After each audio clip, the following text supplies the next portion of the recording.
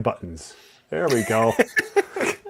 I swear, today at work. Okay. Hey, welcome everybody. This is Tim, Real Ideal Gear Review. We have Paul and we have Jim, and we're back together. The three amigos have reunited. I feel like we should do the height, whatever that thing was from the movie with the sombreros. Was it Chevy Chase and Martin Short and was it Steve Martin? Who was that? It's Steve Martin. Yes. Was it Steve Martin? Yeah. Mm-hmm. I never saw the movie.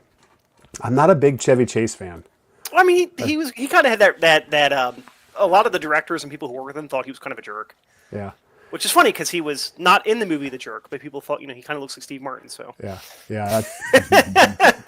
Just wasn't a big fan of Chevy. Well, today we're not going to do any EDC stuff. We're going to get right into it because we have 12 watch recommendations for our pro wrestlers out there, and I think it's safe to say that the three of us are willingly volunteering our services to any pro wrestler to find them a watch that fits their personality, regardless of cost. Now, that has to do with them spending the money, but we will find the watch for you because some of the watches that we have on this list are not that expensive at all. So we cover the ranges of possibilities out there. So if you're a pro wrestler, semi-pro wrestler, or you think you're a pro wrestler, we're here to help. Yeah, if you're a living room pro wrestler. Backyards, maybe like a pop-up, like inflatable pool wrestler. We can make it work. If you've ever taken the cushions off of several couches to make your own wrestling mat, you're a living room wrestler. That's right. Or if you ever off the top like buckle. Right. Or a Ric Flair woo. If you ever done the woo really loudly, we can help you out. All right. So we've changed the format a little bit. In the past, we've gone back and forth, and we're just going to go through in chunks. So I'm going to start off, and I'm going to give my 4. And Turd Ferguson, he's on the show. Yes, he's early. Kidding me. He self-identifies as a pro wrestler. You know what, though? In this day and age, you fit right in. All right. So we're going to have, I'm going to go first. Jim is going to go second, and Paul is going to bring it home. And Paul's last one, I have to admit, because I just previewed it with Paul, and it's like, I actually really like the last one, Paul. I think it's a good punctuation mark. So try. And we've got some interesting, Jim has brought up an interesting photo. It's a great picture. It's a great photo. And I have a personal story with the very first one. So let's get started. Ready? All right. Oh, what are we doing here? You have it in the back. Oh, he's spoiling it. I don't know how to go fast enough. How do you get through this? Okay, there we go. Shoot. So if you can slow it down, you're going to see the preview. All right, but we're going to fly through this. So here's the first one. Kenny the Sodbuster J. Now, virtually nobody my age or younger knows who this guy is. Because he was like in the 60s maybe and the 70s. And yes, that's Muhammad Ali. He had an exhibition match with Muhammad Ali. Now, a personal story that I had about this was his grandson was in my class, and I met Kenny J, and he gave me an autographed handkerchief. And it said, Kenny the Sodbuster J. And I was like, oh, that is like classic Minnesota. And I'm thinking like small town stuff, like he wrestled around Minnesota, that kind of thing, the circuit, bar scene. No, he wrestled against a lot of the big guys, a lot of the big names back in the 80s and 70s and 80s. So he was the guy that got beat up, right? There's some of those matches are I don't want to say fixed, but arranged so that wait, you get the warm ups in. It's not totally real. he's the warm up guy. You got to be kidding me. So that's Kenny J for you, man. And he lived a long time. They actually wrote an article about him that circulated throughout Minnesota when he passed away. And I don't remember when he passed away. But anyway, he was a really nice guy. Really nice guy. Had some great stories. Talked about Andre the Giant, some other characters that are on here. He knew them, and he'd worked with them, and they knew him. So, but Kenny J, Kenny the Sodbuster J. Sodbuster. When you come up with a wrestling name, I'm not sure if that invokes fear in anybody when you say Sodbuster. Yeah, grass is shaking in his boots. I'm thinking of like Hoover vacuums and yeah, right. So anyway, did Kenny J go up against the Killer Kowalski? I can't. I couldn't tell you. I wonder if he has like a pro card, like if they have like all the matches these pros have had. All right, Paul Paul's he's our internet guy. He's always looking stuff up. I try to be helpful here. Yeah. That's awesome. Yeah, so that would be kind of cool. In Massachusetts, we're all about the killer Kowalski, so you got to know who Kenny J win against the killer Kowalski. That's really important to know. So for those watching live or not live, put in the comments some of the obscure wrestlers that are out there. We want to hear their names because I think some of the best names out there are the obscure wrestlers. Okay. All right, Paul, go ahead. I pulled up Kenny J. Kenneth John Benkowski, a.k.a. Kenny Sodbuster J. Would you like to know the name of his tag team partner? Go. Jake the Milkman Milliman. Milkman. Yeah, that'll put fear in your eyes. It's the Milkman. Yeah. Oh, God. Bring in the milkman. Oh. It's like the Minnesota Gophers. Like who names their college team, Big Ten team, the Gophers? So here's a What's that all fun thing. about? Yeah. Would you like to know? I think probably the most famous person that isn't Muhammad Ali that Kenny J wrestled against. Who? Who is the most famous person to come? I'm out going of to say Minnesota? Andre the Giant. Well, who's the most famous person to come out of Minnesota? Think of it this way. Oh, Jesse. Yeah, he wrestled against Jesse Ventura. Yeah. Jesse the Body Yes. Ventura. Well, who won?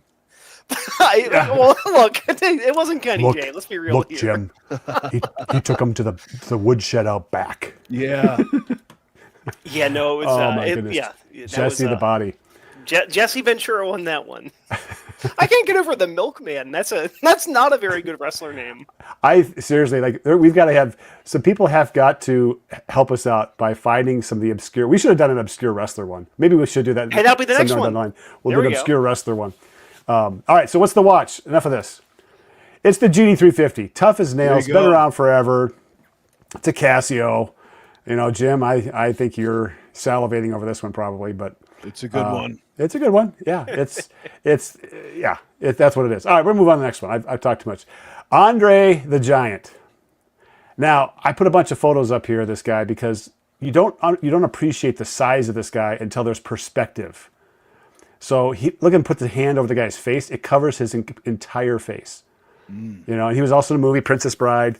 And then there's Mean Gene Okerlund there at the bottom center right. And then him holding a 12-ounce can. That's what a 12-ounce can looks like in his hand. That's a 12-ounce can. Okay, that's not a 6-ounce or 8-ounce, one of those small ones you get in the grocery store. This is a full-size 12-ounce can. And then, of course, the famous Hulk Hogan body slam of all time. I think the guy weighed 460. And Paul, would you mind? I forgot to look up his height. I think he's 7'4" or 7'6". With Andre the Giant, he kept growing until he died. He never stopped growing. That was part of the disease he had. But let me look this up here. Are you serious? But- Yeah. He kept growing until he died. It's like an yeah. alligator. That's like a He was crocodile. his reptilian. build height was 7'4", and his build weight. So when he retired right before he retired from wrestling, because he didn't really retire, he died. 520 pounds. Whoa. That's a big dude. That's a big dude. Now, again, Hulk Hogan got him off the ground, and he held him for a brief second. If you watch the video, he held him for a brief second, because that's part of the deal, is you get him up and you hold him, and then you body slam him. So he got him up there. He spun him around. And I got to tell a couple of stories. This guy, so one of the guys that comes up after this in my list was a close friend of his. And he talked in an interview about the struggles Andre the Giant had on the road because of his size. And one of them was going to the bathroom, like dropping a deuce. When he was at a hotel, he didn't use the toilet. He used the bathtub because the toilet it didn't fit him. It's like, oh, right? And then when the guy was done wrestling, he and Jake, they get to the limo, whatever, they get a bunch of beers for them to drink. And he would drink a 12-pack, and I think he said he drank 2 or 3 12-packs on the way to the hotel from the arena. That's how voluminous this guy was. Just the proportions of everything is just so much larger. So this guy's huge. All right, so what's the watch? Now, this is actually like a serious recommendation. The Deep Blue, for those of you that aren't familiar with Deep Blue, they make some bigger sized watches. They're mechanical. This one actually has a Swiss movement. It's ETA 2836. And it's a pretty attractive watch if you ask me. 2,000 meters of water resistance.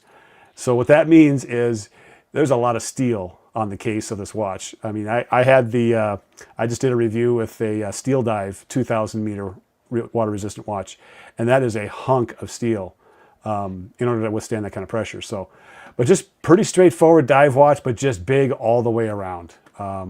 Yeah, pretty cool. $700. It's not that expensive. Deep Blue is a company I would check out if you're looking for cheaper dive watches that are, I don't know, pretty cool looking. I'd check out Deep Blue. I like them. I haven't purchased one yet, but I'm not that far away. I like them. They're on my list in my mind. Well, and styling wise, is a combination of like a Rolex ish, and then the hands are very like early 2000s Omega. Yeah. And the cool thing, this is me being a little nerdy here. The ETA movement that it's using, if I'm correct here, it's the same one that's used in a lot of movements, but it's been modified. It's the 2836, which means it's one that they had to get a day of the week on there. Most Swiss movements don't actually do the day of the week for that kind of movement. So, also 10 ounces. That's a big watch. That's a hunk of steel. Over half a pound to watch. Andre can get 2 of them and just string together those steel bracelets, you know? It's Check really the time. easy to make that GMT. bracelet bigger. GMT. On the bottom side is one city and the top side is the other one. Yep. He travels a lot, you know?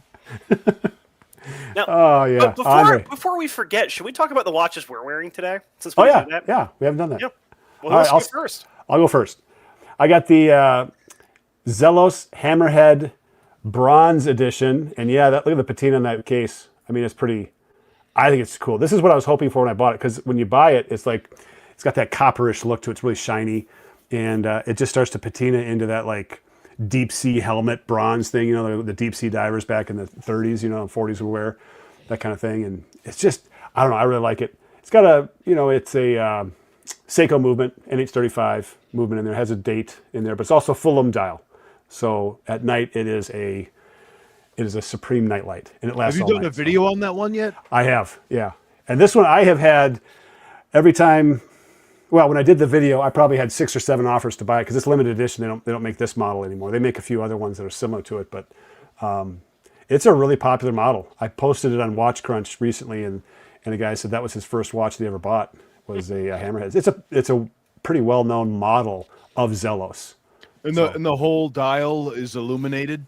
Yeah. So when they take I'll charge it up real quick. And so you get that. Well, yeah, it's pretty cool. Yeah, it's showing through there, Tim. Yeah. There we go. Yeah. Tim has a thing for fully lume dials. I love You own full lume multiple dials. Full lume dial watches. I love I it. own one myself, so I can't be too far off from that. Yeah. That's cool. Yeah. It's cool. I'll go up here. Mine is one that I own 5 watches, so it's gonna be one. I am wearing my the Planet Ocean, one of my Omegas, and I've been wearing it on a paratrooper strap since we've had these days. And I was talking with Tim about this. I'm here in Utah. It was like 75 degrees yesterday. Now it's 30 degrees and snow outside. Having a strap like this, where I effectively have infinite adjustments, is very nice because it's not got pins or buckles or anything. It's just almost like it reminds me of like a 1970s seat belt, you know, like a hook and a button. So it works well, and it's stretchy. It's stretchy. So is like seatbelt material?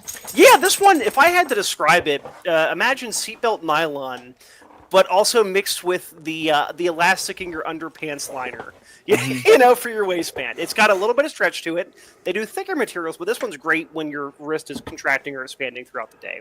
So wearing it on that, and this watch is already kind of thick, but since this is a fairly stretchy material, it doesn't actually add a whole lot of thickness. So, Nice. yeah, comfortable watch. So just to kind of like reiterate a spec on there, part of your underwear is on your wrist. Yeah, oh, absolutely. Hey, you know, it's all We're about talking comfort. wrestling. Exactly. We got That's wrestling true. going on. If it's you know. comfort there, it's going to be comfortable on your wrist. Look, Yep. all I'm going to say is says Superman. something. Superman is very manly, and he wears his underpants on the outside of his suit. Okay. Jim, what are you wearing? Yeah. I got on the new Oh yeah. Fine Metallic series. Oh, is that the one you were hyping up? Yeah, the Casio engineers / wizards / alchemists have found a way to make a plastic, watch band look like the same metal as the watch. So this is a silver one. It's a Casio, right? I got the gold one that was the square, and a lot of people were telling me that it's like too gaudy and was not my style. They're saying it in nice ways. So I got the silver one, and it seems to be going over a lot better. Yeah. And I like wearing it. I've actually had it. I just published the unboxing video, but I've had this one for a couple weeks, and I've already tested it because they tried to make it that the band was abrasion resistant. So of course I had to try that, doing equipment maintenance. So I'm out there like turning wrenches, making sure the watch smashes into stuff. So it's took a bunch of dings, a lot of beating, and I'll publish results of the tough test. But I like wearing it. It's like like all Casio, it's a really good it's pretty diminutive. It doesn't get in the way. No, that's actually a model for that full fine metal series that looks really nice. I like that. And the gold, in the 80s, Paul, you're too young for this probably, but in the 80s, gold was huge. 70s, like it was all about gold. Yeah. And then it just turned off. In the late you're right. 90s, it just turned like white gold and whatever else. But I mean, gold's kind of like I think gold's still cool. Don't get me wrong, I think it's still very cool, but it's certainly if you just look at what people are buying, gold's not the thing these days. yeah. But I like it. It's I feel though my issue with the gold watch, whenever I throw it on, I want to like show more chest hair. And, that's the issue for me, right? I want to have more chest hair poking out. Yeah, we gotta bring back gold watches and 70s style across the board. High collars, unbuttoned down to past the nip line. Yep. Yeah. All right, let's move on to the next watch. So Gene Okerlund, who was in the Andre the Giant photo, he actually wrestled a match with Hulk Hogan. So I consider him a pro wrestler. And there's really not a lot to talk about because he was there for more like the publicity stunt of it all. Like, is this guy going to get bent in half and torn in pieces? And I don't remember the match, but I do remember him wrestling. So I searched it, and there's a photo of him right here. And of course, he gets the F91. Nice.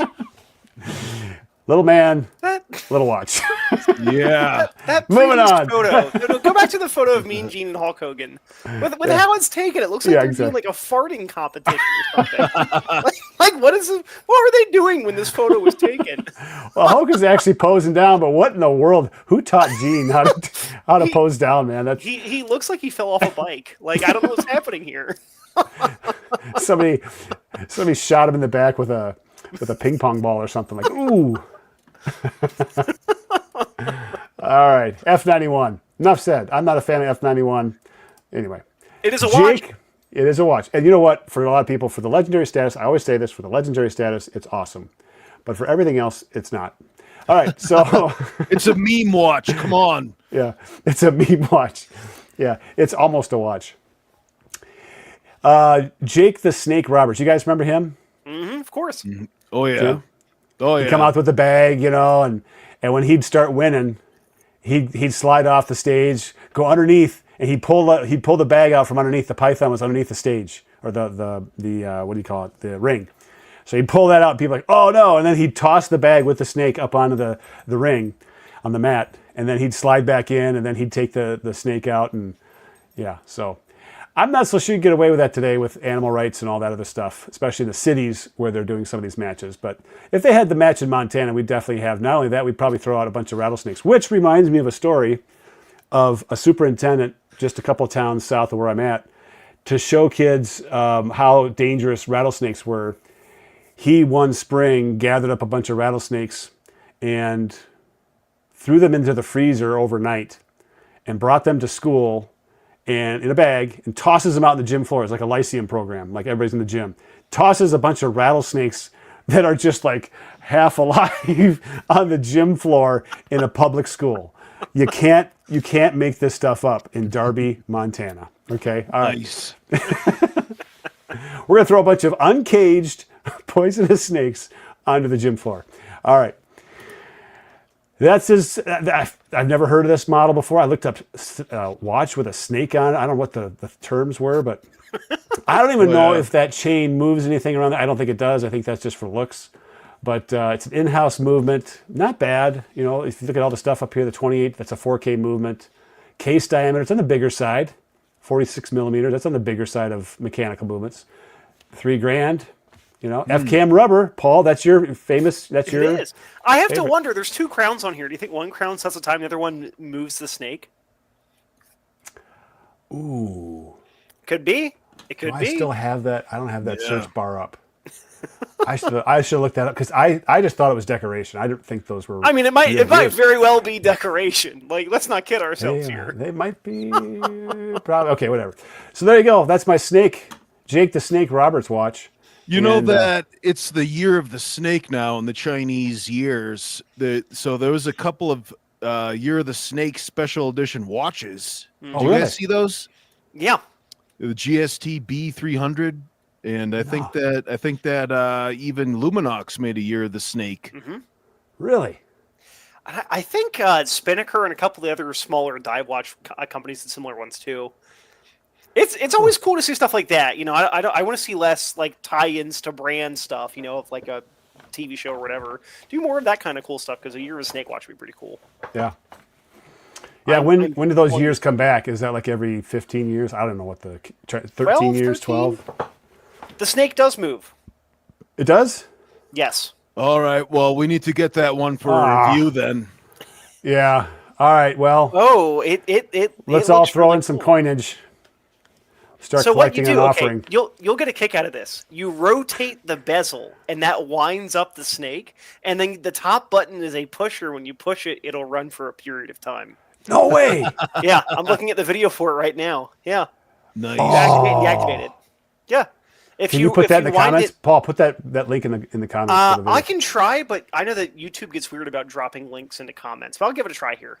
Let's see here, because I am doing the technology thing with an iPad. Oh, how about you just leave the .com off and then just say No, Yeah, it dropped .com. in. I can see it on my end. We'll see if it's there. But there's the Snake Yeah. Watch.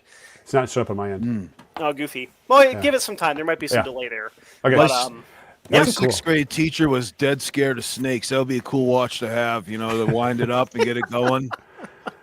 Teacher would freak out, Funny snake story.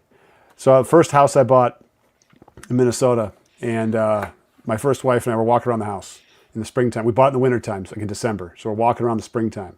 I see this garter snake out in the middle of the grass, just kind of like, my wife's like scared. I go over, grab it, throw it in the woods because our property was surrounded by a strip of woods.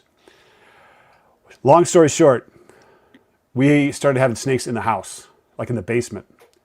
I was downstairs lifting the basement, lifting some weights, and I'm doing some laundry and stuff, and I noticed the sink where the washing machine dumped in the sink was filling up with suds up really high. So like, what plugged up the drain? So I reached down there, grabbed something kind of squishy, pull it up, and it's a garter snake in the drain of the sink.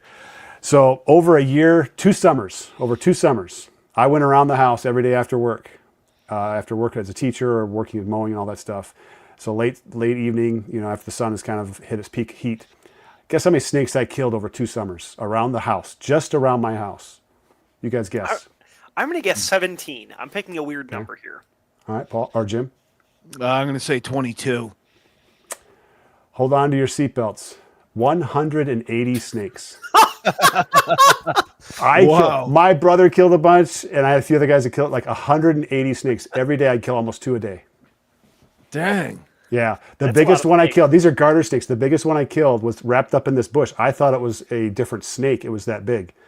I went inside, got the pellet gun, shot it, came back inside, or came back out, pulled it out of the bush. It was 42 inches long. I measured it. 3.5 feet long. It was a garter snake. That was the There's female. no way that a garter snake can get that big. How is that No, possible? they They do. absolutely They do. can. When I used to live back out east, I remember I was at a shooting range one day, and I was on the line pistol shooting, and I had a buddy next to me, and I'm shooting, and I look down, and I see a big garter snake coming across our feet, and I said, "Matt, don't look down." And the first thing he did was look down, and Yeah. I like Jared Ferguson's answer though. 3.5. Third, yeah, snakes. 3.5. I had a gal walk up to the front door, elderly gal, probably in her 70s, maybe 80s. She was selling for the Rotary Club or something, like these mints, like a thing of mints. And I looked down to her right. She didn't see this. Right off the step was a garter snake kind of slithering around. I was like, oh no, please no. I don't want some lady stepping off the step and breaking a hip, So I'm just like, stay focused on me. Just stay focused on me. All right, that's the snake stories. All right, moving on. Jim, you're up. It's your turn, buddy. Yeah, here we go, brother. We got Let her rip, Tater Chip. The Hulkster, Hulk Hogan right here. You know, the icon of WWF wrestling. Right. You know, when you think of WWF, you're thinking of Hulk Hogan. All right. So Yep. when you're thinking of watches, you know, you think of G-Shock. And what's that iconic G-Shock? It is the old-fashioned square. And for this one, I picked the GMW 5610. It's that square that's jam-packed with features. And it has that red line, you know, just like the top rope on the ring, you know, you get Wow. that red line. And so, you know, they're two icons, Hulk Hogan and the G-Shock square. Nice. I'm impressed, Jim, Yeah. that you noticed the red lines. Oh, yeah. I mean, that is such a decorative piece. I would never have guessed you to notice that. That red line, that makes the watch. And I actually Exactly. heard on the rumor mill they're making a steel square with that red line. Ooh. It's all about the red line over there in G-Shock world. So I love that little touch of color. When I do reviews Yep. on watches, my favorite thing on a watch is the second hand has a little splash of color on it. oh yeah, it's a I beautiful love it. thing. Love the, it. the Beautiful accenting, it Yeah. really helps to make it pop. And then this is such a minor thing, but with G-Shocks, you can often have so much extra stuff on the G-Shock. The red kind of says, hey, everything inside of the red part is all the important stuff. Yeah. Right? Yeah. Well, now I can't unsee the fact that red line on the G-Shock is a wrestling ring. It is. I It can't is. unsee it anymore. I know. Yeah, you get a G-Shock square that you're looking at a WWF wrestling ring, and you can just imagine the Hulkster, Ding, ding. jumping off the turnbuckle, or body slamming Andre the Giant in WrestleMania 3 Pontiac Silverdome. Oh, we need to show that. Let's just quick. Oh, there Yep. it is. There he is. Yep, right there, top corner. What a hefty load, man. What a hefty load that guy was. Oh, Yeah, I it's should funny. put on my Pit Vipers when I'm talking about. Oh, yeah. What's that? There we go. Oh yeah. Missed out on that with the Hulk. Yeah. All right. Next, we got The Taker, the nickname for The Undertaker. Now, here's the thing. I love right. the glasses. When you I love think his glasses. about, like the best wrestler, like everybody's, Hulk Hogan, best wrestler. But when you get down to it, the guy with the longest career, the most wins, the most well-respected wrestler, like the best guy, the best soldier, he sells the stories, he's like the perfect heel turned hero, the Undertaker, all right? And the same thing with watches. You start off on your G-Shock watch journey, you start off with a square, but then you find out that there's a better watch, the best watch, and it is the Mudman, right? And in this case, Mudman GW 9500. But the truth is, you could go down to previous generations of Mudman, just like, the Undertaker has, certain iterations of his own personality. He used to come out with that, as a heel with a funeral dirge playing, and then, his song changed, his attitude changed. He came out, on a Harley. And so he, I think, is best represented by the Mudman, because that's a tough watch. And when you get down to it, it's like the best G-Shock. And really, the Undertaker is the best pro wrestler, in my opinion. Really? Oh, man. Now, I remember him when he was the dark agent or the dark character. I don't Yeah. remember him in this. That's why I looked at this guy. I was like, who is this guy? Because if he He was in asked his, me. yeah, if he was in his other garb, I would have recognized him right away. Because didn't he have like hair over his face or something? Or, Yeah, he has long hair. He always had long hair. And so, like, yeah, when he started out, it was like this funeral dirge would play when he'd come out, and it would have that pulsating synthetic or synthesized bell. yeah. And his manager was Paul Bearer, who passed away. Yeah, Rest yeah. in peace. But like he's like huge, and he's such a good wrestler that, like, at some point in the 90s, it changed. He was such a draw that he was, I wouldn't say he's really a hero, but he was like the main event, Uh-huh. and he took over Hulk Hogan. Like Hulk Hogan, essentially was sidelined for The Undertaker. And, you know, I remember when he smashed Mankind through the, you know, through that fence match. And, you know, Mankind was like, fell on attacks and like had like teeth sticking out of his cheek. And it's like, you know, The Undertaker, you know, at that point, like he became like the man. He's like, and he wins all the time. He he never turns over for anybody. Like he would just win. It's because of this attitude. The Undertaker. Easy, Jim. Take it easy, Jim. Yeah. You got to get excited about it, you know? Yeah. All right. I didn't realize he was that prolific of a wrestler, let alone like winning and stuff. Mm-hmm. Oh, he did it for a long time. I remember they used to wheel him out in a coffin for a while, didn't they? Yeah, they had a coffin match. I think it was either with Jake the Snake or Ravishing Rick Rude. I need to go onto YouTube and watch some of this stuff. Or there may have been more than one coffin match. I think so. Yeah. Because like the Undertaker, I remember the Undertaker, or not the Undertaker, the Ultimate Warrior. Mm-hmm. He was locked in a coffin, right? Yeah, I mean, they did it for a couple of wrestlers did the coffin thing for a while. Yeah. So coffins and caskets. Did they open the coffin for them, or did they have to bust out? Yeah, well, generally there would be a thing where there would be smoke, and then they would appear out of it. Oh, right? okay. I think that was a gag that they did with Paul Bearer. Was that he would open it up, and there would be the Undertaker in there sometimes.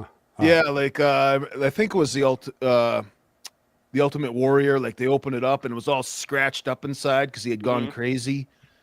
But man, I mean, you think he had like the Undertaker had a long career, and he was, you know, a main event big draw for that whole time, you know.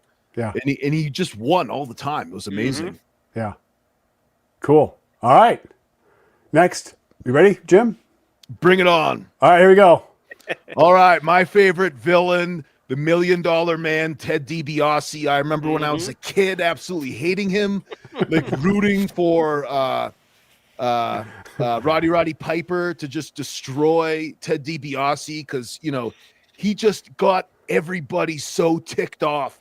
And as a kid, I hated it, you know. But as I grew older, I realized that there's an art to getting people to hate you, and it's something to celebrate. And you know, it's something that I try to achieve in my own life. But anyways, hence the sunglasses. Yeah. You know, you gotta be that heel. You know, just you gotta enrage be that people. villain. That's right. It's like so invigorating. I love it. And so the watch that I gave him is this watch I'm wearing. That's what I thought. Paul and I were talking about this before you got on. I was like, I think he's going to bring out the fine metal version of that. Yeah, this fine metal. Like when the gold one came on, like I got people are hating it. You know, that fine metallic, telling me how you know, like just and some people are very diplomatic about how it was terrible, and some people are like, this thing is trash. And I'm like, yes, this is like a gaudy, ostentatious watch. Yeah. I mean, it's like it's a plastic band that looks metal, right? Yeah. And it's like it's gaudy. Look at the $1 Million Man. He has ostentatious displays of wealth. This would be a perfect watch to wear in a ring because it looks rich, but I mean, you know, you got a regular band. You don't have to worry about, you know, the bracelet busting open. You can adjust it on the fly. Perfect watch for the $1 Million Man to wear. And it's up in the air whether he'd be wearing gold or silver, but I like the silver, so that's what I gave him. I'm on team gold for Ted here. I think he strikes me as the kind of man who'd wear a bunch of gold, and then again, he's got the nice collar, but I need to see a little bit more hair out of him. Yeah, you know. Well, yeah, I bet he's a hairy guy though. Look at the hair on his head. Oh and his yeah, face. I mean, I bet he was. I bet he was like a literal teddy bear. Definitely, yeah. He like the most legendary thing that he did to really get the crowd to hate him was that he had, like, in the 80s, he had $100 bill, and he's like, I'll give $100 to anyone who can bounce a basketball 20 times. And he took this little boy out of the audience, and, you know, the kid is bouncing the ball, and you know how it is in wrestling. Everybody's like counting along. They're like 1, 2, 3, 4, 5, 6, and they get up to 19, and the $1 Million Man just boots the ball, like launches it. He just kicks it. He goes, "Sit down, kid, you lose." And all the kids are like, "Oh no!" screaming and crying. See, Jim, that's your formula. You just gotta get some kids involved and like steal their ice cream and kick the basketball from under them. Take their candy. Right. And like in your eyes. Show them this watch as they're crying. Like, that's what you get, kid. I was gonna say that watch kind of is representative of putting too much chrome on a Ford Escort. Yeah. You know? All right. Are we classy enough for an Escort? This is like maybe Paul, do you remember the Yugo? Oh, of course, yeah. All right, yeah. A chrome bumpered Yugo. That keeps it from rusting though. So, you know. Well, as a trucker, you know, you get a Peterbilt, you know, you can shine that thing up, it looks nice, but it really bothers me when someone gets like a Freightliner and like tapes chromed out decorations on it, you know? I saw a semi-tractor trailer that had so many lights going down the highway. I was like, what size alternator are they running? Because they had LED lights over the entire trailer. The entire outline of the tractor was completely outlined in lights. I'm like, man, that's a load of electricity. Yeah, it could be worse. It you could get be that worse. diesel engine going. That's a generator. You know, you get electricity to spare. I recently passed by an 18-wheeler that had a bunch of stickers and stuff on the back, and one of the ones on the cab just said "Lot Lizard Enthusiast." So I don't know if I'd want to hang out with that guy. Oh man. Yeah, what an upstanding character, huh? Exactly. All right, next. All right, Jim, you have to explain yourself. Explain yourself. Earthquake. He's large, very large, and his finishing move was that he sat on his opponent. And who is this? That might even be. Is it like that hillbilly guy? I can't remember. This big boy Earthquake. And very fat, very, very big and fat. Right? I can't even look at this picture. Yeah. It's the worst part about this photo is that dead center is this man's grundle. Yeah. We're getting a perfect view of that, you know? I know. This was like, I don't know, 1990. That's what wrestling was all about, you know? Well, my favorite part is all the people hanging out in the back trying to get a better peek at what's happening here. Yeah. But you know where the view is. It's on this side. Oh, man. Yeah. My goodness. The Earthquake's opponents, you know, would really earn their paycheck if they lost and got smushed in that finishing move, you know? You really did not want to be the antagonist for this wrestling match. Yeah. Yeah, I know. It's true. But, I mean, so many guys had to do it because, like, Earthquake climbed the ranks, and he took on Hulk Hogan. Did he? For the title belt, you know? Earthquake had a run where he was like right up there, you know, challenging Hulk Hogan, you know? Okay.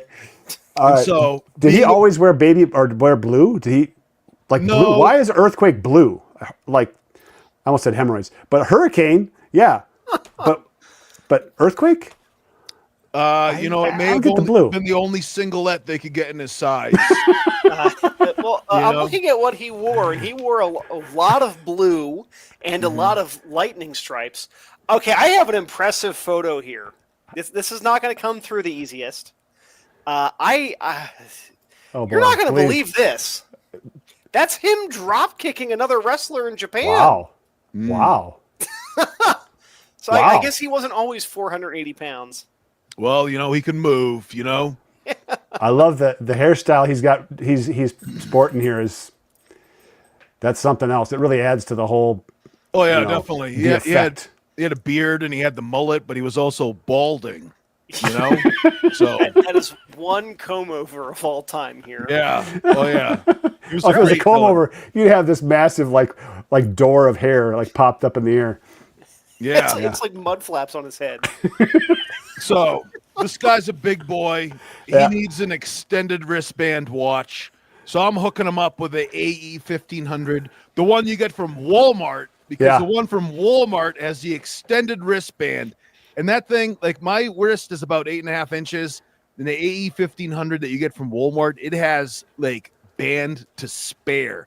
So if any watch is going to fit Earthquake, it's going to be the AE 1500. I'm just going to like a warning light.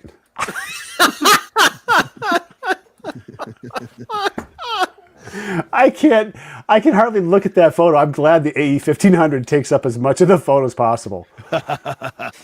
So all the photos of him on Wikipedia show a lot of his crotch. I don't like that. Oh my goodness. It's like it's most insane finishing move. You know, I mean, like It's actually a good one, yeah. he didn't have looks a like- very long career. Put that photo back up there, Paul. It looks like a Tanya Harding onesie Yeah, pretty much. from the Olympics. It looks like a bad takeaway bag from a restaurant. Like he squeezed into Tanya Harding's ice skating outfit. And he was Yeah. Canadian wrestler. Oh, really? Yeah. So he was almost a full wrestler. Like it was like partial on the exchange rate part. You know, like Yeah. 80% pro. Apparently he also wrestled under the name the Shark. Oh. I don't know what kind of shark he was, but He didn't know the milkman, did he? I think he knew the milkman very intimately. Apparently, so His so best Jim, customer.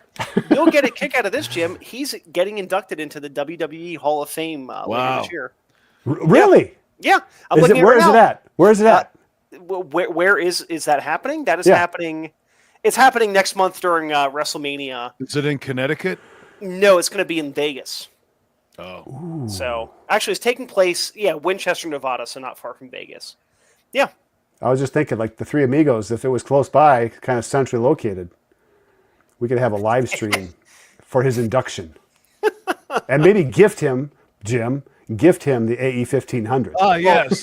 it'll be hard to Love to try give it to him on. because he's been dead for nearly 2 decades. So Well, we'll have to put a on this. 500-pound man didn't have a long life. he did That's not. that's no. amazing. I think doing this and looking like this is, yeah. There's some medical explanations that go along with that. Yep. Apparently, he beat Jake the Snake a handful of times. Really? Interesting. Yeah. Earthquake. Why do I not remember this guy at all?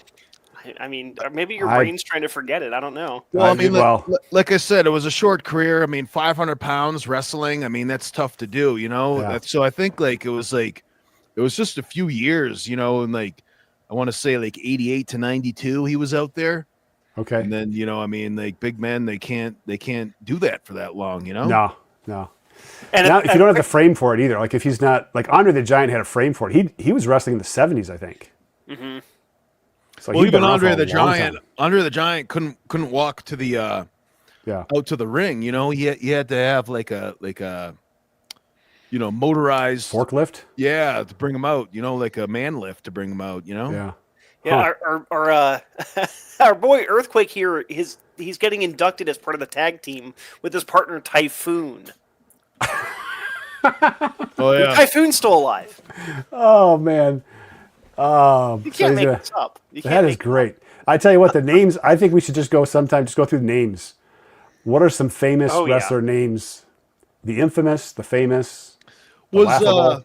Was Typhoon was for a while Earthquake had a tag team partner named Tugboat. It's the same guy. Oh, okay, all right. Yep.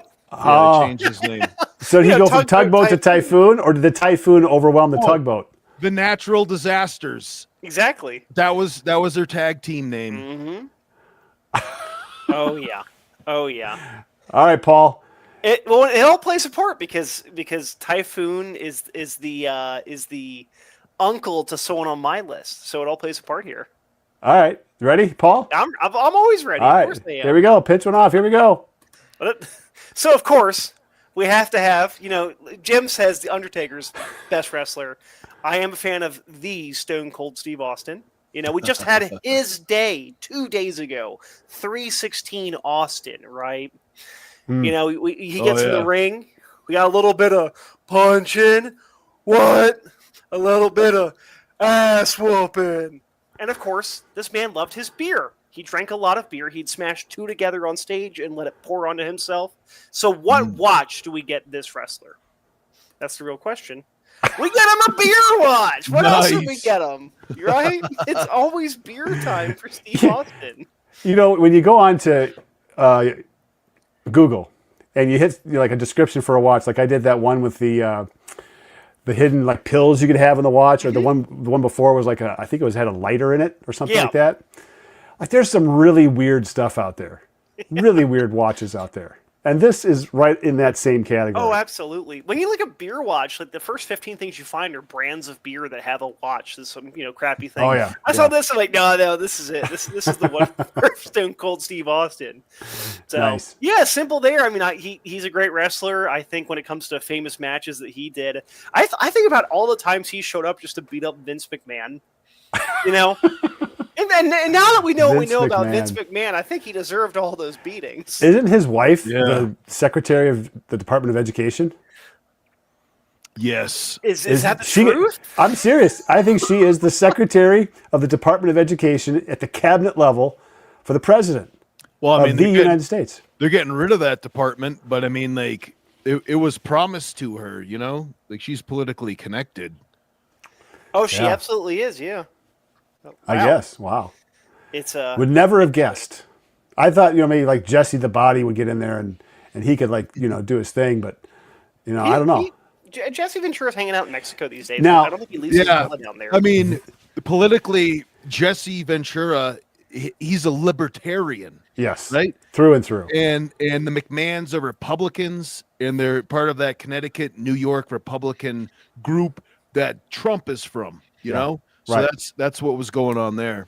Yeah. Well, we don't want to get too much into politics, but I just thought that was funny that Vince McMahon's wife. Yeah, Now, Linda I McMahon. think she involved in some fisticuffs maybe along the ringside with some things. I mean, I wouldn't be surprised. It's a thing that always happened with all the spouses, right? Now Triple H is running WWE, so. Oh, I thought you were going to say he was running for office. No, he's running WWE these days. Triple H married McMahon's Stephanie. daughter. Stephanie, yeah. Yeah. Huh. And honestly, I'll talk about politics of wrestling here.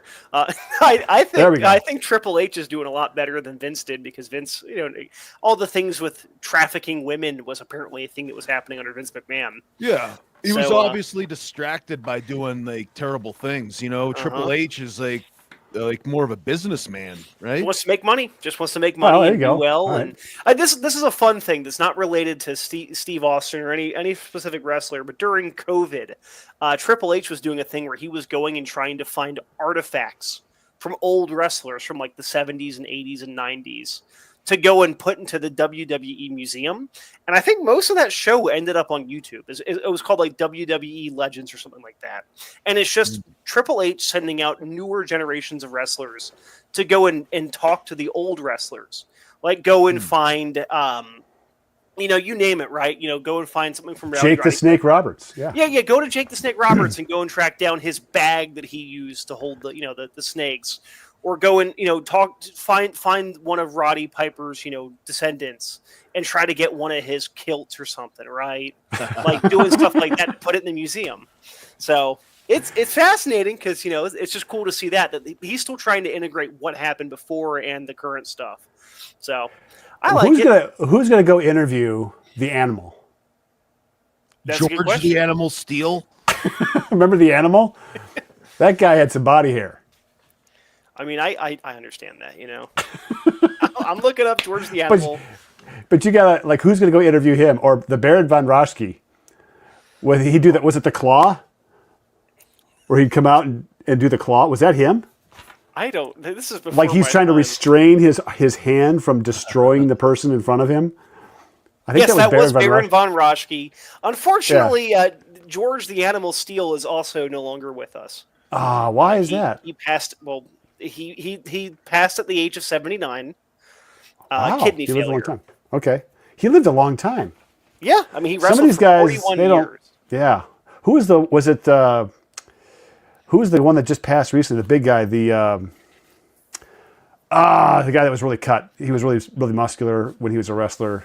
I mean, there's The a Warrior. With the Ultimate Warrior, he just Ultimate passed Warrior recently. died a little while back. A lot of the wrestlers, I mean, years of. How old was he though? He steroid wasn't use. very old, was he? Was he like in his 60s or late 50s?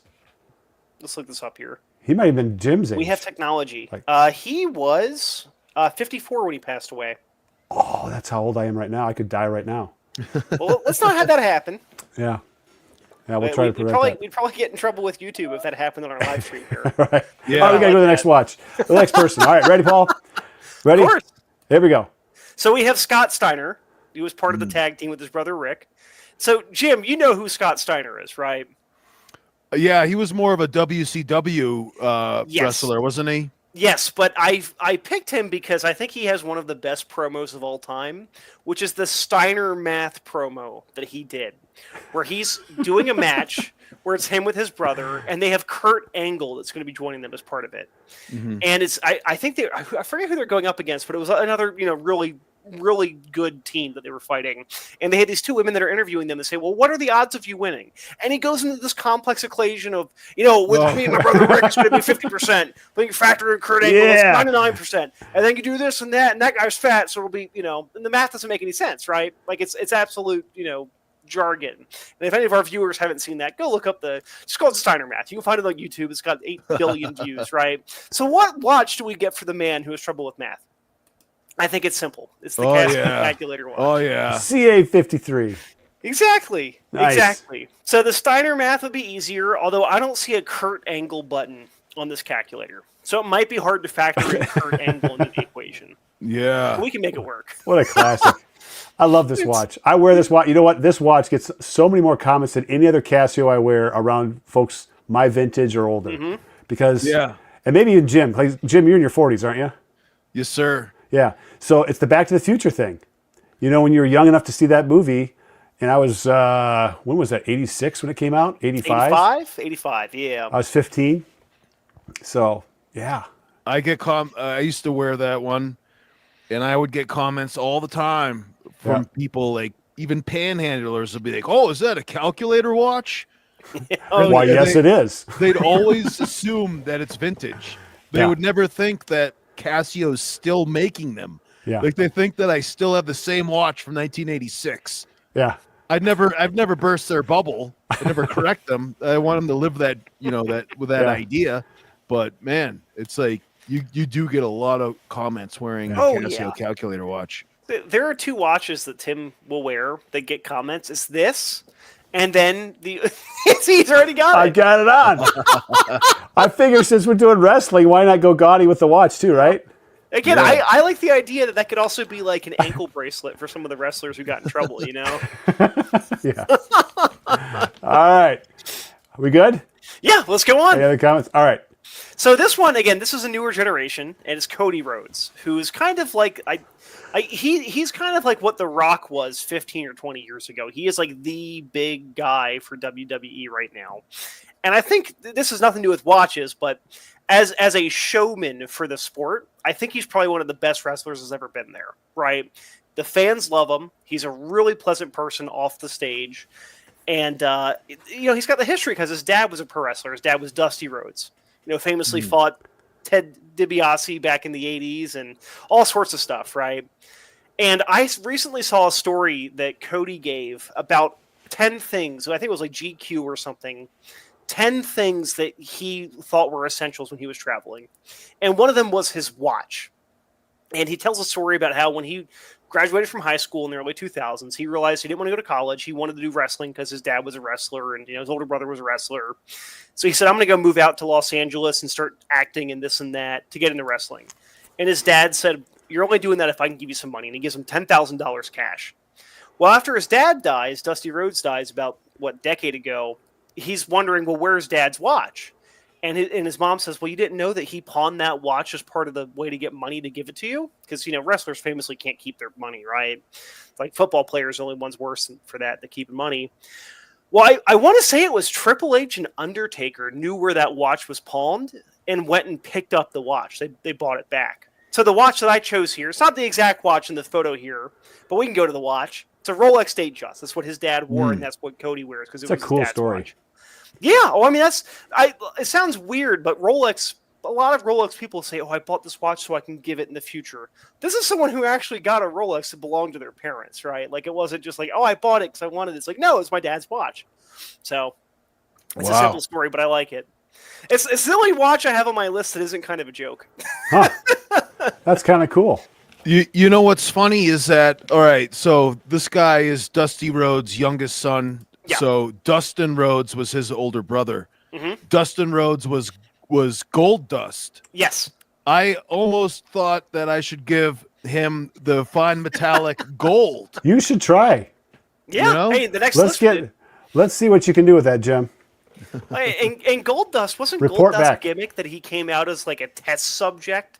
Wasn't that what it was? Like a mental patient or something was the whole shtick there for Goldust? I could not follow the whole Gold Dust thing. I thought it was too weird, and I didn't even realize it was Dustin Rhodes until like recently. Uh-huh.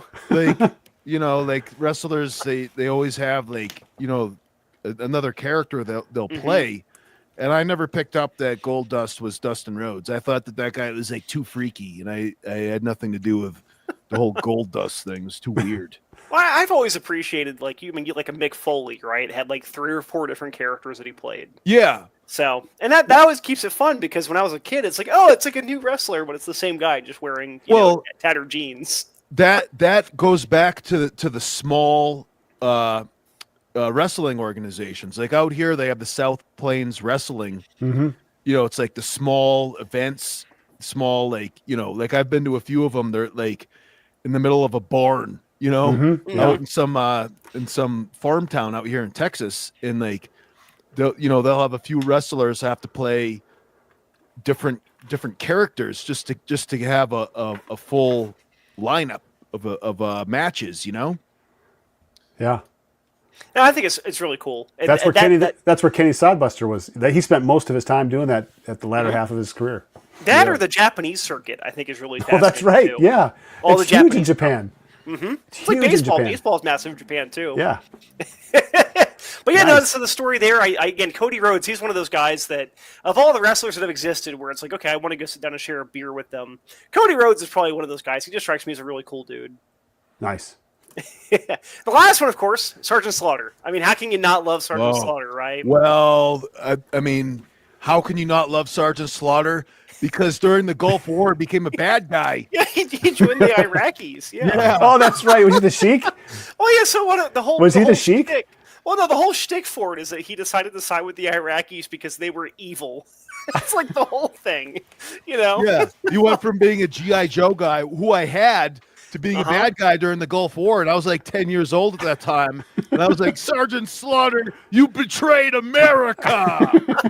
Well, he was like the perfect villain, right? Like, Yeah, he how do was. you get He more is. evil than like I'm going to join Saddam Hussein? People hated him, Oh, yeah. him, like in real life, because back then, people don't remember this. Back then, it was like controversial to talk about whether wrestling was real or not. Mm-hmm. Yeah. So people actually hated Sergeant Slaughter for betraying America. That's right. Mm-hmm. But yeah, Sergeant Slaughter. I mean, he fought up against a lot of the big guys back in the day. Ultimate Warrior. Macho Man Randy Savage. He fought Hulk Hogan a bunch of times. Mm-hmm. And to me, like when you look at Sergeant Slaughter, you look at this guy and you go, this guy was made to get into wrestling.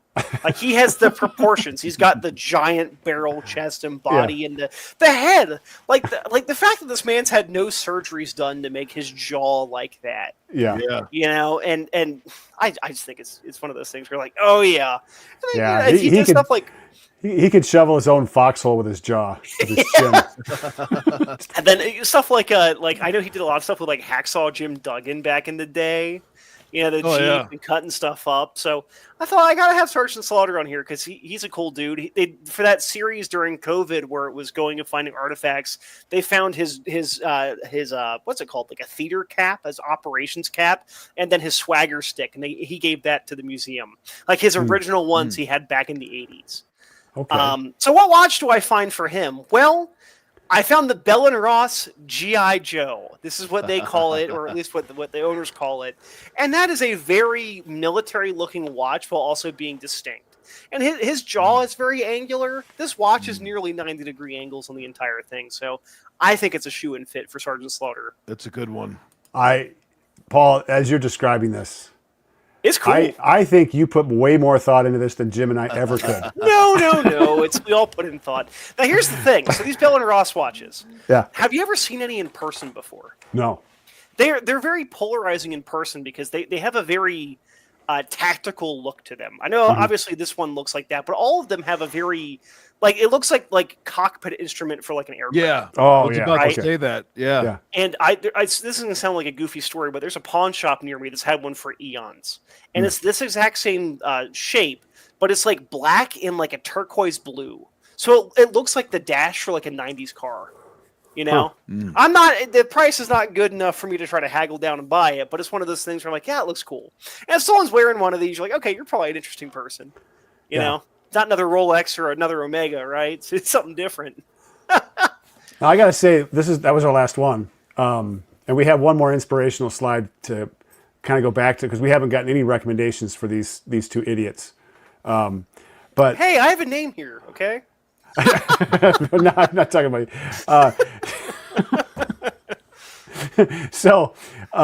But for the question for the both of you, since I'm the host, who is a person that's not on the list, whether it's serious or not, like wrestler, that you would have put on this list for number 5?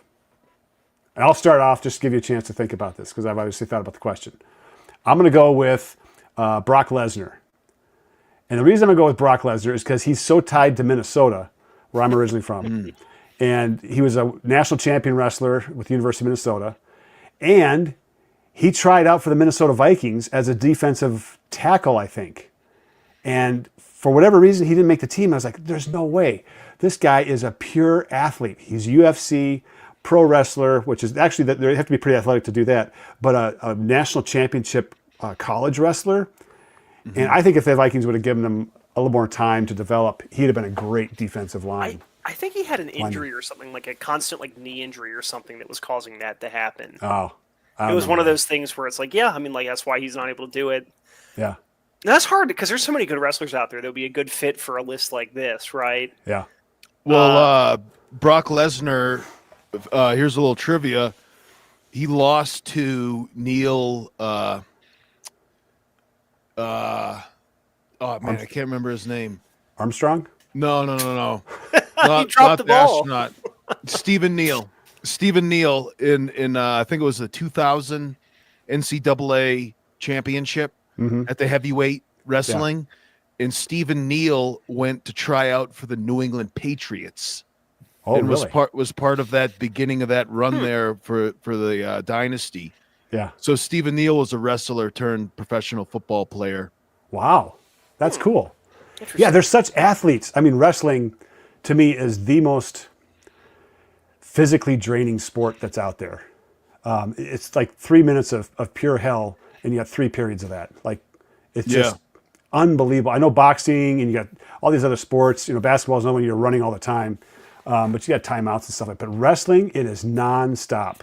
Yeah. Nonstop. Of course, you have you roll out of the ring and they put you back in there, but I don't know. I did a little bit of wrestling as a kid, and I remember thinking, like, this is hard. All the other sports were not nearly as taxing as wrestling. Wrestling was taxing on the body. Yeah, definitely. I wrestled in high school, and I wish that the ring was bigger because I always hated how, especially at the heavyweight, since we're larger.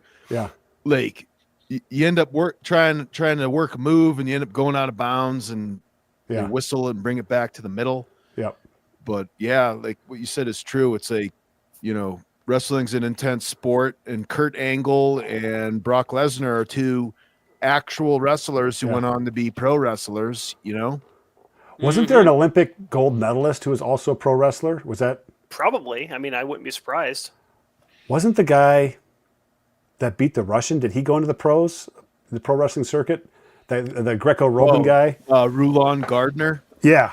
He may have, but Rulon Gardner, I think, like he lost his toes in a snowmobile accident. Kurt Angle won a gold medal at the Olympics. Kurt Angle won silver. No, he got gold. Oh yeah, he got gold. Sorry, he won gold. Yeah. Yeah, you're right, because he was like crying and draping himself in the flag. I remember that now. Wow, that would be so cool. Yeah, Kurt Angle, he did the Olympic Games in Atlanta in 1996. Got gold medal. Wow, interesting. Yeah, no, it's so fascinating. Cool. That is so cool.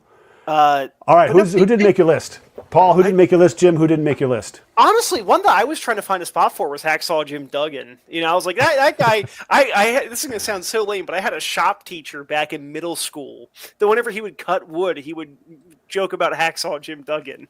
Because he would come out there on the, on the wrestling mat and cut wood in half and whatnot. What in the world? I think he cut a Jeep in half once.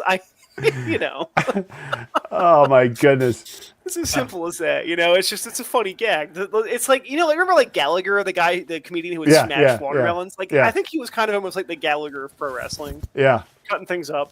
Oh, Nice. he was awesome. I mean, back when I was a kid, we used to go down to Boston to watch wrestling. I remember one time my friend's little brother brought the balloon. Did we just lose Jim? I think we lost Jim. He turned into a robot. He got taken Jim, by the Jim, animal. don't go to the light. Don't do it. Don't do it. Oh, Ah, shoot. All right, so we got Hacksaw. We got Brock Lesnar. yeah. And we have Jim frozen on the screen trying to explain something. Now, this might seem like a weird question. Have you ever seen photos of Brock Lesnar's like 25-year-old daughter? What is she's Zetatronics? Is that something I should go to the comments? Let's take a look here. Little ghosty. Oh Yeah. yeah, it's just little ghosty. If you ever want to get a kick out of how kids can look like their parents, look up Brock Lesnar's daughter. She just looks like a tiny version Oh, of really? Brock Lesnar. She's like 25, and she's also like into wrestling, and you know I think she was playing collegiate level women's like field hockey or lacrosse. Yeah, that's got to be an athletic family. You've got a Oh, I mean, dad, yeah. Brock Lesnar. Think of the stuff he's done. Like he tried out for the Vikings, didn't make it, but you know you've got the UFC. He's a champion there. He's a champion at the national collegiate level, and he was also in the pro wrestling at the highest level of that. Like that's some pretty athletic stuff. I think we have Jim back. All right, I think Jim. we have Jim back. All right, guys. Try it Terrible again. windstorm out here in Texas again. You know, so I had to switch over to from the home internet, which I guess went down to cell phone. So All right. I'm looking out the window and it's like brown from dust. It's like a crazy dust storm.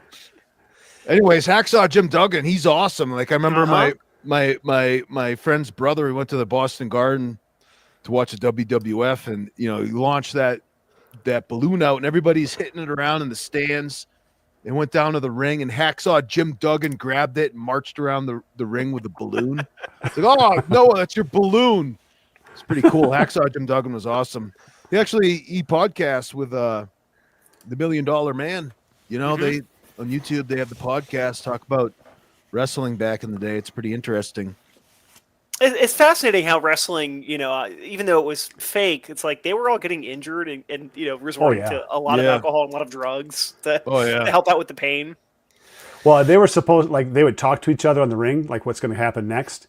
And some guys were like doing their own thing, and the other guys like, hey, wait a minute, we didn't talk about this or whatever. Like they get them in, you know, a position where they're going to get hurt, and then the other guys he goes after them, and there actually is some moments where they're actually going after each other in the ring. So it's not all scripted. There's some stuff in there that's ad-libbed, and when you start ad-libbing with a guy's this size, It's not all take the fall and pull out the razor blade, Yeah. forehead open a little bit, you know. right? Yeah. So Jim, who is the wrestler that was at your number 5? Who's your number 5 pick if you could?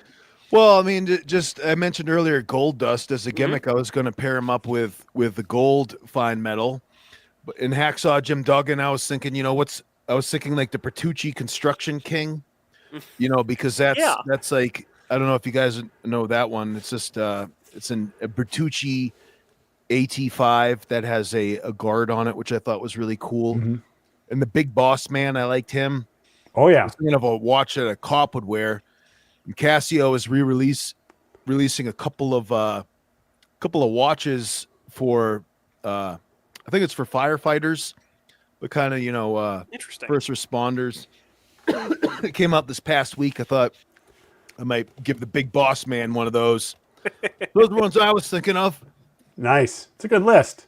Oh yeah. it's- Well, this is like a well that we can keep pulling wrestlers Oh, out yeah. of, right? Oh man, there's no shortage of characters. Now the last slide is my plea to all the people who are live and or watch this postscript. We need a watch for these two knuckleheads. We still don't. I'm going to keep bringing this up until somebody mentions a watch for these guys, Bob and Doug McKenzie. So there we go. We'll end it with that. So please stop me from bringing this up every single time. Now we have to watch Strange Brew together. Yeah. We have to do that now at some point. You know what's awesome is that you can watch SCTV on YouTube, which Mhm. is like really? the Canadian Saturday Night Live. Yeah. Way more wacky and off the wall than Saturday Night Live. And they had John Candy. Mhm. There's some great skits there. Like they, none Joe of us Flaherty. in America were able to watch until, now it's all on YouTube.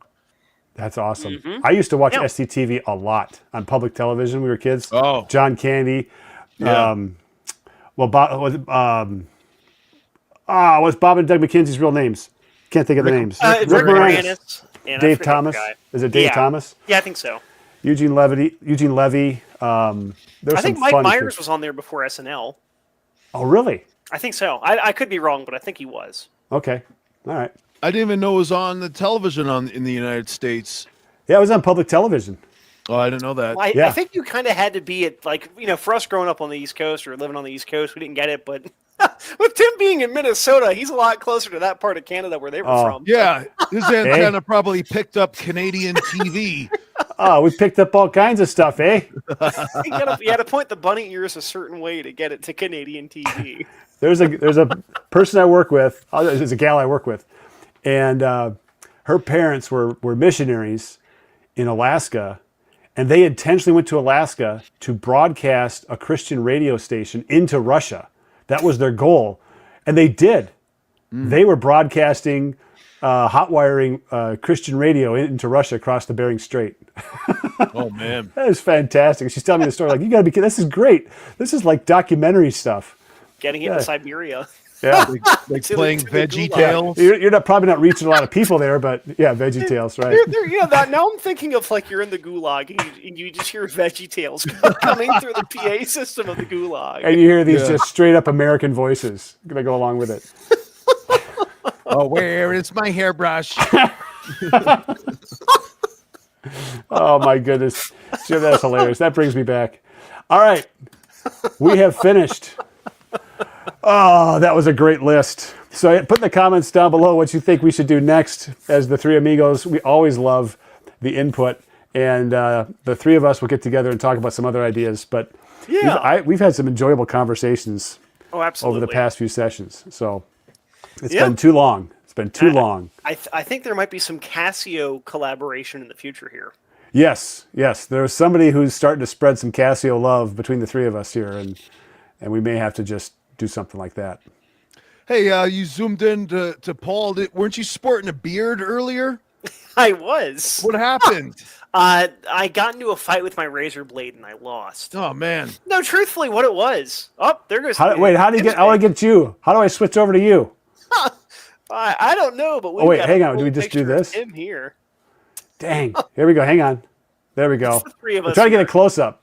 Well, no. What happened is my shampoo and conditioner bill went through the roof, Oh. and the beard was a big part of it. This sounds crazy, but the beard was I leading knew to it. dandruff because there was that much beard there, and I don't like taking really long showers in the morning, so I got rid of most of it. Kept a little fuzz here, the 70s look. But then the soul patch, because if you just have the mustache, I find that I look like someone who shouldn't be quickly. allowed within like 500 yards of like a school. So I have to have two pieces of facial hair That's the to make Quigley me look. look relatively normal. No, you look like that guy in that cowboy movie. Quigley. Yeah. Matthew Quigley. Is that what it with is? the sharp's rifle. Yeah. Was that you Tom got- Selleck? Yeah, Tom got- Selleck. You got the mustache and the soul patch, and all you Well, need is I've one of got- those Henry repeater Oh yeah. rifles, right? He's got the Magnum PI shirt on right now. Oh yeah, you do. Well, the reason Nice. why I did this, I am Tom not Selleck. normally. I'm not normally a Hawaiian shirt fan, but considering that it is snowing outside right now, this felt like the appropriate attire for Yeah. hopping on the live stream. Yeah, you got to do the Magnum PI eyebrow thing. Like I look crazy when I try to do that. I don't Do it. have a what was his partner's name? Higgins? I don't remember. I don't have Higgins. I don't have a Higgins. Higgy baby. I love TC. TC was awesome. He was always the guy, and Rick was another one. But the TC was always looking at like Higgins, like, what? No, we're not doing that.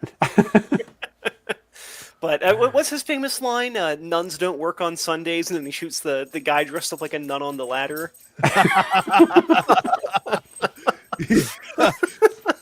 Oh, yeah, I think I've seen that clip. It's a good one. That's a show. Magnum PI has held up pretty well. That's a Yeah. show that if you go back and watch it, they tried to redo it again like 10 years ago, and it was not good because it was just CSI but in Hawaii. Yeah. The old show though has aged great. If you're a watch fan, there's a lot of Mm-hmm. cool watches in there. So Tim, can you pull that comment that was there back up? I think that's a good idea for a future show. Yeah. Best Would be summer watches. Yeah, I mean, I think it's fun. Like, a pop of color or something that's whatever, right? Because we've Right. all got different things we look for when it gets into a warmer season. Yeah, that's Jim? a good idea. Jim, with Casios that you have, do you have a summer Casio list? Like you think like this is my summer, like, or does it matter at all? Like you just wear whatever. No, I mean, like I got a whole toolbox full of them. So I mean, like you're talking about summer, you're talking about like hiking, where you want Yeah, a like- range man. Mhm. Yeah. Or Well, you- like sweat, go- comfort, that kind of Yeah. stuff. Do you have like a list in your mind? Like I don't wear these in the summer as often as I wear these. But you don't have to share it now because that could be an idea for. Yeah, Well, we can talk a little bit do about that. it here because Yeah. I Tease guarantee that Jim can show 3 G-Shocks here and still not have enough G-Shocks for have more that he can do in the future. Yeah, No, you go to the beach. You want a nice, There you go. fabric band because you're gonna get Yeah. a sunburn. You Yeah. want something that's delicate on your sunburn. I've been fascinated by a lot of the non-traditional bands on this G-Shocks lately. Between that and some of Yeah. the Pro Treks that have that, I'm kind of like, well, maybe my goal, Jim, was no watches in 2025. I'm trying to avoid buying anything. I've bought 0 watches so far this year. However, a G-Shock or a Pro Trek or a Mudman is Pro kind Trek. of that's what I'm feeling. That's Oh, what I'm yeah. feeling. I have the 2 voices in my head saying, Pro Trek. Do it, Pro Trek. do it. whenever I think of the Pro Trek, I think of Tim. And whenever I think of G-Shocks getting hurled all over the place, I think of Paul. Yeah. There's a mud man. Yeah. Yeah. Oh yeah. Like I mean, like you talk about summer watches. Like you talking about like beach. You talking about like matching to a Mhm. Hawaiian shirt because like you got like like a nice fabric Oh, yeah. band that would Yeah. look good with like a That's a lighter color. Mhm. yeah Yeah, I mean, no, that's- fashion. I dig it. I'll tell you, this is not because we had our conversation last week about quartz watches. I very much like wearing anything quartz as we get into a warmer season because I'm going to be sweating more. I'm going to be doing more physical things. I don't want to deal with a mechanical watch. And I already, Tim, you already know how I feel. I own 2 mechanical watches out of the 5 watches I own. Right, everything else is battery powered, and I prefer. Well, that that's for a lot gonna of things. change. Oh gosh, this is You not got a gonna break package my on the streak. way to the both of yous, Oh, Tim and the mailman. it's ticking. The box is ticking. The gal at the counter, she says, "What's in here?" I said, "Watches." That's why it's ticking. Yeah, Got a couple of mechanical watches ticking Sure. away in there, lady. that's your wrestling name. It's a Is the 5-pound mailman. box. 5-pound box full of watches. I swear, if my mailbox explodes in a couple of days here, Oh yeah. There we the go. Rangeman's waiting for t-shirt weather. True. That's a great watch. I get so Jim, you have the Mudman and the Rangeman. You get all the G-Shock comments. Which one gets the most comments? Even though you like the Mudman, I know you love the Mudman, but which one gets the most comments? Like support, vocal support between those two. Oh well, I mean, like comments, like nothing beats the Casio calculator watch for people coming up to you and commenting on your watch. You Okay. know, it's really amazing. Do you have a calculator watch? I didn't know if you had one. Well, the problem is that the band, like, Oh, the it's- pins kept on busting out. Like, Yeah. I would buy one, I'd wear it to work because, like, I do have to make quick calculations at work. But when I'm rigging up equipment, swinging a hammer, like the watch would just break off. It would be gone. I don't even know where it went, and that's kind of what led me to start That's buying like G-Shocks. Yeah. Yeah. It's like how many cheap watches you gonna buy before you get one that is beefy and stays on your wrist, Mhm. I So recommend the DBC 32. Try it. All right, I'll look it up. I should have put that in the box. You could have reviewed it. But the DBC 32. Yeah, But no, between the Mudman and the Rangeman, the question was between those two, which, because I gotta tell you, from the channel I have, it's the Rangeman hands down. oh, comments They're on the passionate about the YouTube. Rangeman. Yeah, Oh yeah, yes. Comments like people guys love the Range, man. It has the GW 9400. Yeah. They just love that old retro look, and several of my friends have this one. You know, guys love this one. And I went hiking this past weekend with my family. We went to Lincoln National Forest and the Guadalupe Mountain. I had my 19-year-old son wearing this one, and he liked it. Yeah. Like this is like one of the best watches ever made. Yeah. And it's too good. It's too good. Casio made a mistake because they made the GW 9400 too good. Oh, okay. You know, because they held up for years. That's a mistake. Yeah. Yeah, the Mudman does not get a lot of comments, but more guys are coming around to it. I get a lot of comments, guys coming back saying, I bought the Mudman, the GW 9500, because you said so. And you're right. I love it. Thank you. So I agree. I think the Mudman, function-wise, legibility-wise, is superior to the Rangeman. yeah. The Rangeman has that nostalgic look to it. It does. Yes. It's like the F91 sort of, without Kind of. the anemic features of an F91. But when you want a tough watch, nothing Yeah. can beat the 9500. It's just amazingly tough. the- And that's why I recommend it. The GD350 might beat it. Guys wanted the MIP version of this Yeah. to be as good, but it wasn't. And I just had to tell them the truth. And a lot of guys were really upset about that. Yeah, because you have that one, right? The GPRH? GPRH 1000, I had to send it back again. What? Yes, the screws came out. Oh goodness. So Wow. in That's my like- book, it's a dud in my book, you know? Yeah, that's a bad strap design then. Yeah. That's too bad. That's Well, no winner. guys, Yeah. We're going to wrap it up. We're at, what is this, 1 hour and 20 minutes. All right. What's going on in your channels? Paul? Jim?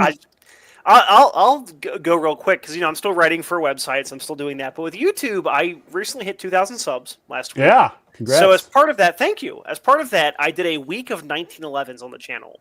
So for 7 days straight, a video on a different 1911. Nice. And I had to borrow a gun for that because I only had 6 of my own. Only. I only had 6, right? You got more 1911s than watches. Nice. Yes, that is Nice. correct. That's the way it should be. I was joking. I got a cat a 1911. If I have 6 of them, what is that in math? Okay, I have 9,000. So it was a fun little series, and our good buddy Johan was commenting throughout that. And I'll tell you, he's great. If you ever are doing something that is not directly watch related, he will point out whatever your watch you're wearing in the 6 frames of video in which you can see the watch. If I have shooting footage, he'll be like, "Oh, I like the Tag Heuer in this one," right? But doing that, and then I'm for the rest of the month, I've got some watch videos that I'm kind of working on. We might be doing a little thing together. Yep. But no, just kind of doing a lot of videos that are just for video's sake. So they aren't tied to an article or tied to something else. It's just videos for video's sake. Yeah. I do have an April Fool's video coming out. Ooh. That is firearm related, but it's Ooh. I don't know all I about can that. say is I recently acquired a firearm that was such a colossal failure for the company that made it. It was partially responsible for that company going out of business about a decade ago. Oh, wow. 6 hour?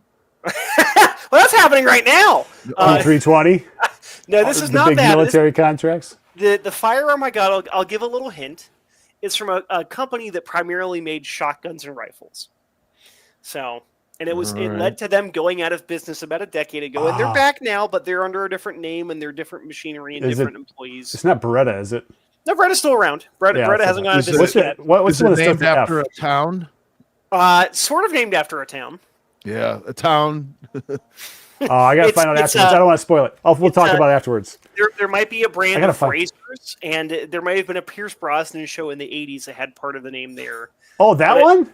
If you have shot deer or birds, you may have done it with one of their shotguns, is what I'll say. Right, So- right. And their ammo. Or their ammo, yeah. So yeah, just Yeah. kind of doing a little bit of here and there. I know I what don't you're talking about now, necessarily have yeah. any big watch things. Yeah. More firearm stuff, more watch Was it stuff, and yeah. Their pistol that did it? The pistol kind of It sucked was the one life of out their of them? pistols that was so bad they recalled Yeah. all of them and then Yeah. sold them back. And I believe it or not, I found one nearly new in the box. Can you believe that no one wanted it because it didn't work? And it's I will give a little spoiler. I shot it yesterday. I have footage I haven't released yet.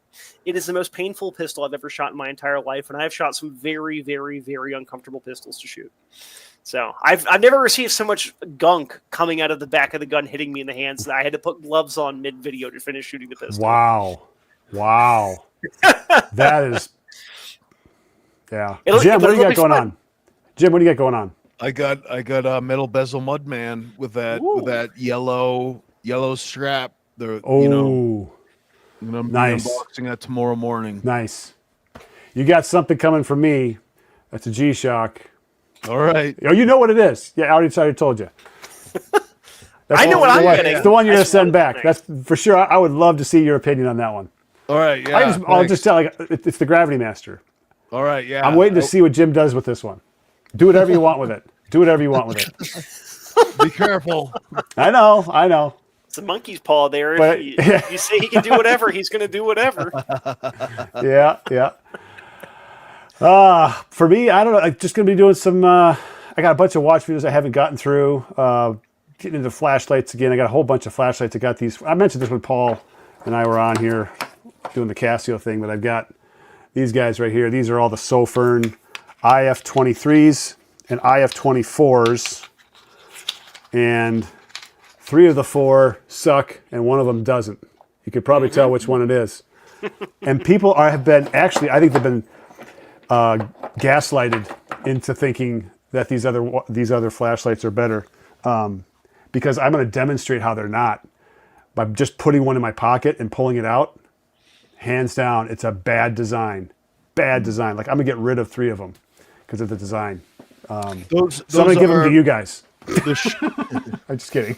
those are like the Surefire stiletto style, like the slim pocket. Yeah, it has the light up top. Okay, has a light up top. It has the side light. Has a magnetic tail cap, and this model has a recharging capability. So you can plug a phone into this. So this is actually like this is the IF23. I'll spoil it right here, but this is my favorite flashlight of this style, and it might be one of my favorite flashlights of all time because of its versatility. And it does an awesome job of everything. And these guys right here, the big design that they put out. So they updated the IF23 to the IF23 Pro, which is the blue one. But they all have this crazy dial on here that you spin. You rotate the dial to get to the different modes. Mm-hmm. Now think about that in your pocket for a minute. Yeah, that's a recipe for not Or happy. in a bag, whatever gets jostled around. And then what? And people are like, oh, the usability of this is so much better. B as in B, S and S. Like, it's not true. That is not true. So anyway, I go back to this one, and I love this one, IF23. So I'm going to do that. I got a few other things coming up. Watches. I've opened up a Faith series. So I've got some emails out to some people. Hopefully that we'll get that what do they call it? Playlist. Get that playlist up and running. So And you might be visiting me later this month. yes, I'm actually headed down. I've got it on my calendar, and I have been able to protect it. And I'm going to be down to the meetup in Salt Lake City. Yep, yeah, we host a watch meetup 2 a month now, but we do a big one and a smaller one, and the small one's always a morning meetup, and the big one's more of an evening dinner get-together. So anyone who's interested in that, drop a comment. Once the live stream's over, drop a comment in there, and I can get details out, but we're hosting it in the middle of Salt Lake County later this month. Yeah, so a week it'll from be fun. Saturday. Yeah, Week from it'll Saturday's be next one. it'll be the 29th, I think, is the date. So Yeah. who knows? Maybe Tim and I will record something together while he's here in town. That'd be fun. It's good. It's good. Get a bunch of watch nerds together. We just geek out over watches and Oh yeah. Well, and that's the fun thing. It doesn't matter what you have. I have people. I had someone who said that he was really concerned about what to wear, and I said, "Hey, the stakes No. have never been lower. it's There is so no fun. pressure. You could show It up is with a so Sharpie fun. circle and some hands on it, and I'd be okay with that. It's right twice a day. Exactly. So, Yeah. and that's just fun. It's an extension of what we do here, having our little goofy conversations. So, Yeah. hard to beat that. Well, gentlemen, we are at the hour and a half, and we have to get hard stop it at an hour and a half. Otherwise, I think we get taxed or something. I think Nancy Pelosi taxes us or something. How do you tax nothing? I'm not getting paid. So I appreciate you guys. This is awesome. The three amigos have come back, and we've got one comment on here: best summer watches. We also have another idea that the three of us kind of talked about briefly, but keep the ideas flowing. If you saw something that you liked before and you want us to do a different version of it, let us know that too. Check out the channels, Jim Kincaid. Yours is at Jim Kincaid, right, Jim? Yeah, it's my name, Jim Yep. Kincaid. And at Paul Whaley, or is it Paul underscore Whaley? Let me check real quick because I know I that think YouTube there's a likes dash to in change that.